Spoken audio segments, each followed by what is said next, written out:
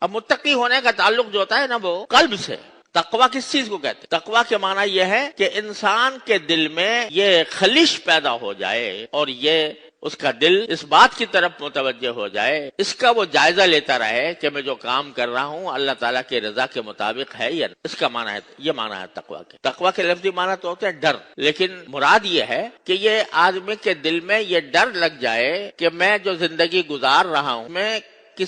میرے کسی عمل سے، میرے کسی قول سے میرا مالک و خالق ناراض نہ ہو. یہ فکر، اس کا نام تقوی ہے کہ آدمی کوئی بات بول رہا ہے تو بولنے سے پہلے دماغ میں یہ تصور ہو کہ میری یہ بات ریکارڈ ہو رہی ہے اللہ تبارک و تعالیٰ، اور کہیں ایسا نہ ہو کہ میرا مالک، میرا خالق میری اس بات سے ناراض ہو جائے کہ یہ جملہ تم نے کیوں بولا تھا. یا کسی عمل کے وقت میں آدمی کے دل میں یہ خلش اور یہ خوف پیدا ہو جائے کہ کہیں میرے اس عمل سے میرا مالک و خالق ناراض تو نہیں ہو جائے گا. اس کا نام تقوی ہے. اس میں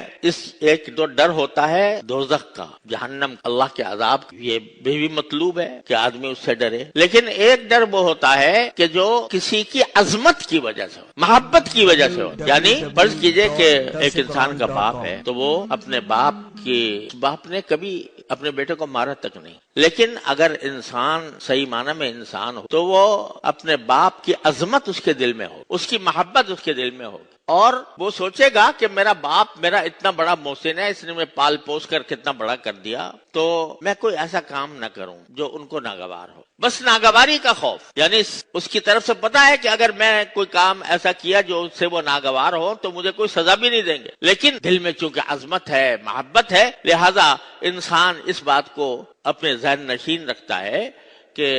اگر میں نے کوئی ایسا کام کر دیا جو وہ ناراض ہو گئے تو یہ بہت بڑی میرے اوپر ایک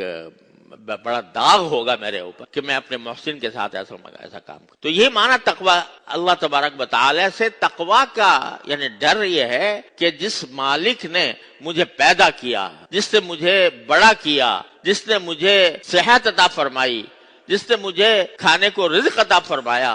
جس نے پہننے کو کپڑے عطا فرمائے، جس نے میرے اوپر اپنی نعمتیں نچھاور کی، اس کی مرضی کے خلاف میں کوئی کام